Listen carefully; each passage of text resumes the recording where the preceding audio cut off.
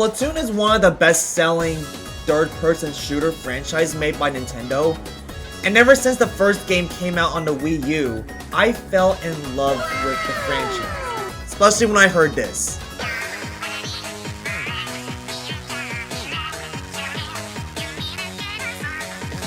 And as well as the idols that were introduced in every Splatoon game. By the way, don't call me out for being a Marina simp just because I really like her out of all the other idols in Splatoon. Thanks. With only 3 games in the series since Splatoon was introduced back in 2015, and 2 DLC story campaigns, the Splatoon series has a splotastic future, all thanks to this series selling over 30 million copies at the time of this recording. So what's next for Splatoon after Side Order? Well, before I try to answer that question and state my predictions for what comes next, we need to talk about the future updates for Splatoon 3. Because apparently, the game is still being supported with 2 years of free updates.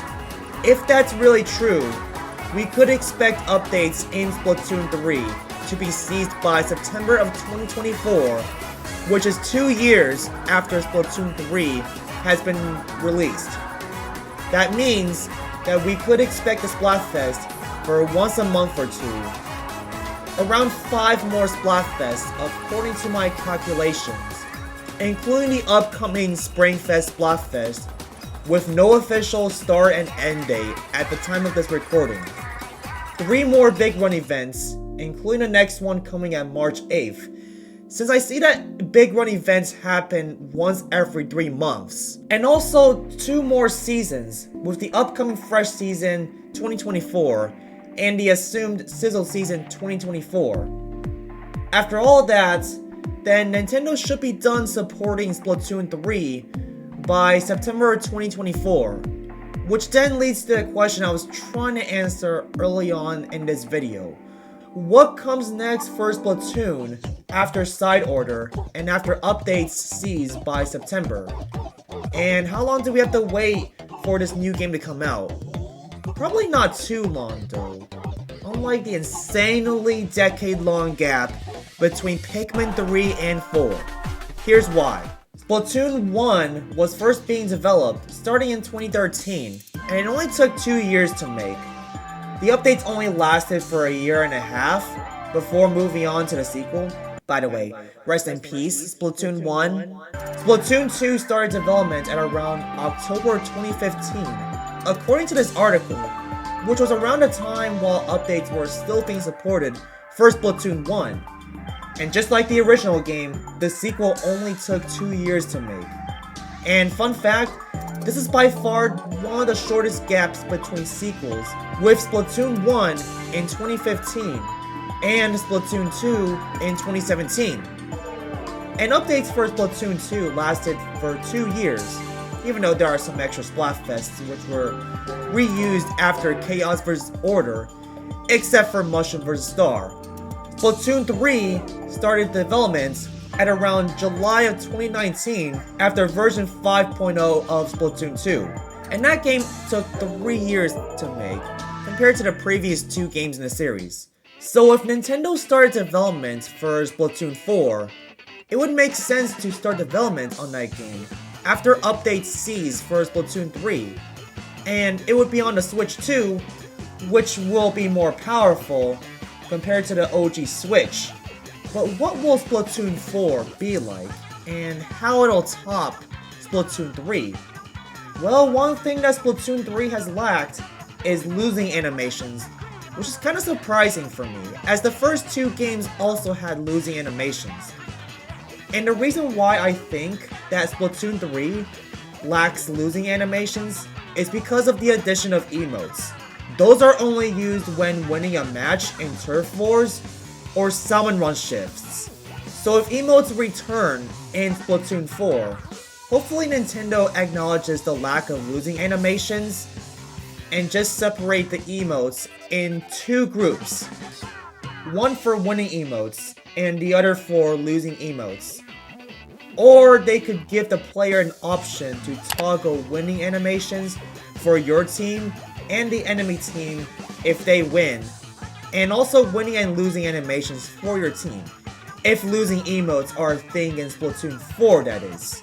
Alright, now that we're past the topic about emotes, let's speculate what the hub in the next Splatoon is like.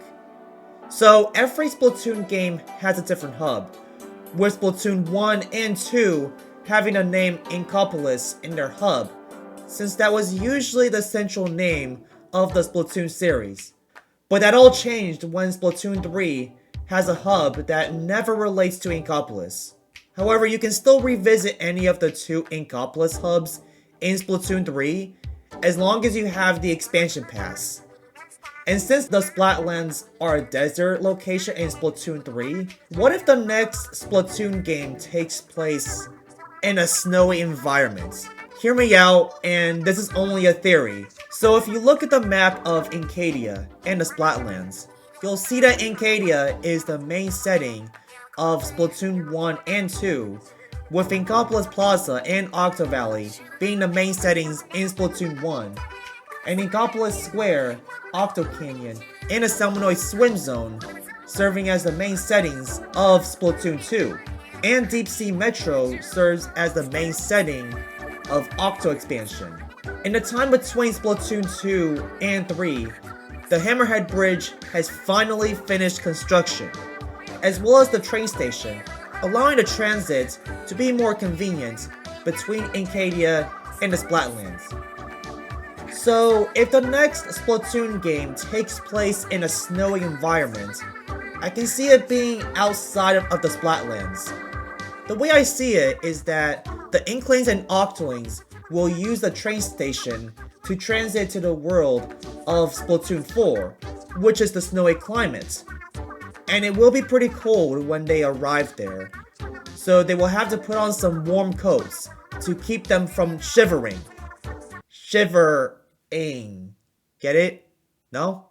I can see Nintendo implementing this kind of idea to a concept if they do in fact make a snowy location in the next Splatoon game. But again, this is all just speculation and just a theory, so only time will tell. But it would be a pretty awesome concept though. So to wrap up this whole video, what are your theories and speculations for the next Splatoon game? Do you agree with my theories? And when do you think Splatoon 4 will come out? Let me know in the comments. Just please like and subscribe if you really enjoyed this video, as support on this video is well appreciated. Also, make sure to follow me on my social medias, link in the description, and join my Super Alwumi Squad Discord server, as I could get more people in the server so we can chat with each other outside of my live streams. Thank you all for watching, and as always, I'm Alwumi, and peace, Wumi fans!